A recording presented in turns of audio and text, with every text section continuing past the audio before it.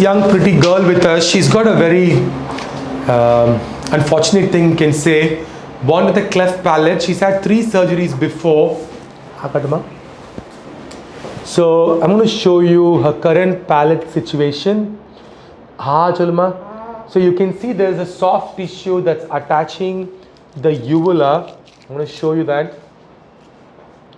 So you see there's a tissue, this part. So they've done a pharyngoplasty because you can see the palate is attached to the pharynx. Then if you look up, there's a small hole there. There's a tiny hole here. But most important thing is, when she says ha, the uvula and the soft palate needs to move like this in. It's not moving. Right. Now, I'm going to tell you a little bit more about, where's the CV? About what we've done for her.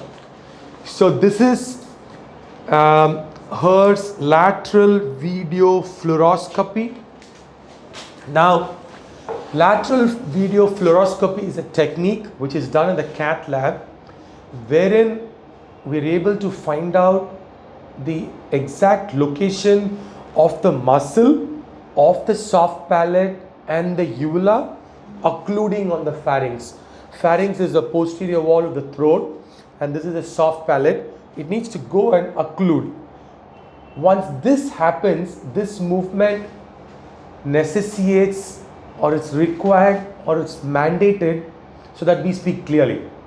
Now she has a severe nasality because this doesn't happen, right?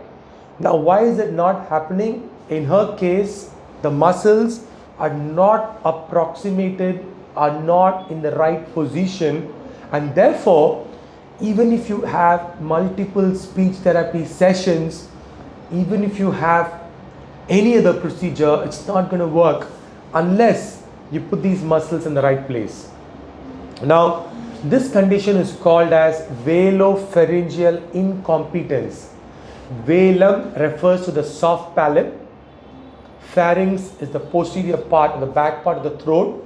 Incompetence refers to the fact that it's not working well. It's incompetent, it's not competent. So we could correct this VPI or velopharyngeal incompetence into a velopharyngeal competence. That's the goal of this speech surgery that we're planning for her. So it's essentially going to be for the muscles on the soft palate, muscles on the uvula. At the same time, I'm going to close that small hole, that small fistula that is there. I'm not going to be detaching the pharyngeal flap that has been done for her before. She's also had a buccal flap inserted there several years ago.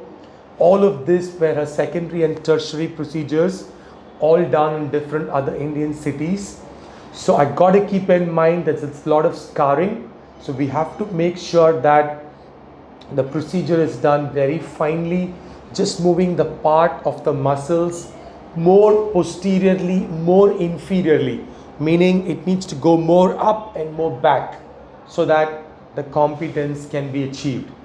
So the plan for us to do the surgery, I don't know when they have the time, maybe in the next few weeks.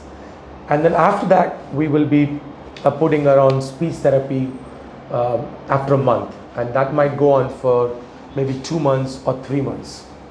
And by the end of this, I'm going to be expecting significant improvement in her speech. Nida Pesvia? Okay, so you can listen to her speak something now. Can you tell us your name, please? Kanyakumari. Okay, 1 to 10. 1, 2, 3, 4, 5, 6, 7, 8. Okay, நீ பேசுகிற வேலை மற்றவங்களுக்கு வந்து என்ன டவுட்டாக இருக்குது கேட்குறது?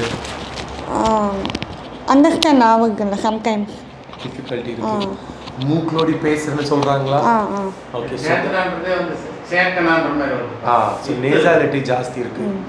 Okay, இதுக்கு முன்னாடி 2-3வது ஆப்ரேஷன் பண்ண பிறகு உங்களுக்கு இம்ப்ரூவ்மெண்ட் கொஞ்சமாக தெரிஞ்சுதா இல்லை இம்ப்ரூவ்மெண்ட் தெரியாமல் அப்படியே இருக்குதா? இம்ப்ரூவ்மெண்ட் தெரியல.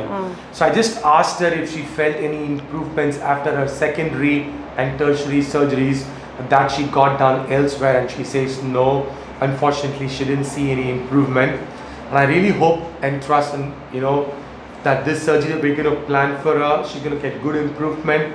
We're going to try and make her come back to us, though she lives in a nearby city, doesn't live here with us in our city.